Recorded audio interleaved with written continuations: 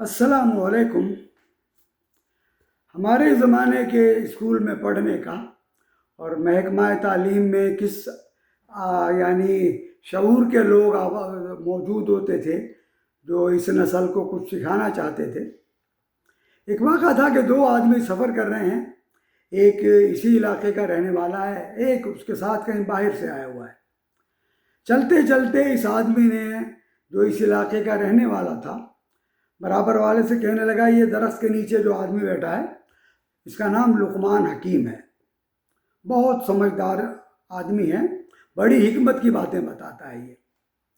یہ جو نیا آدمی اس کے ساتھ تھا رک گیا، اس کے سامنے آواز دی، لقمان لقمان۔ لقمان نے دیکھا، گردن کے اشارے سے کہ ہاں بھائی، ہم فلانے گاؤں جا رہے ہیں، ہم نا تقریباً کتنی دیر میں پہنچ جائیں گے وہاں نا؟ لقمان خاموش رہا، کچھ نہیں بولا۔ اس آدمی نے پھر یہی سوال کیا کہ ہمیں اس گاؤں جانا ہے، ہمیں کتنی دیر لگے گی وہاں پہنچنے میں؟ لقمان نے کوئی جواب نہیں دیا، خاموش رہا۔ اس آدمی کا مزاج غالباً اللہ معاف کرے میرے جیسا تھا، جل گیا۔ یہ ساتھی سے کہنے لگا، تو اسے حکمت والی باتیں کہتا ہے، میرا خیال تو یہ بے حکمت والی باتیں بھی نہیں جانتا۔ چل پڑے، 15-20 گز چلے ہوں گے تو لقمان کی آواز آئی، میرے بھائی تمہیں تقریباً اتنی دیر لگے گی اس گاؤں میں پہنچنے تک۔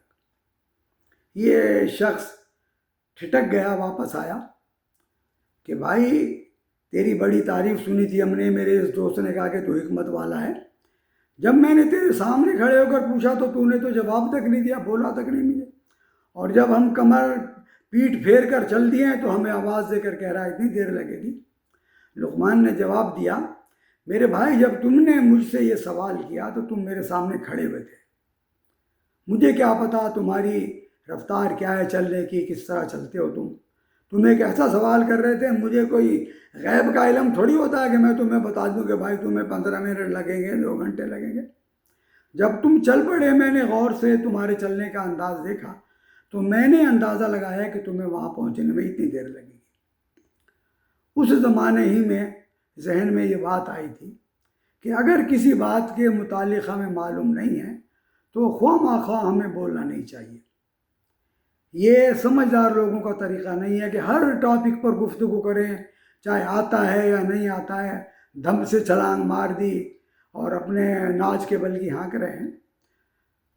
عقل مند اور باشعور لوگوں کا یہی طریقہ ہوتا ہے کہ اگر کسی بات کا معلوم ہے تو جواب دیں، اگر معلوم نہیں ہے تو خاموش رہیں، اسی میں حکمت ہے۔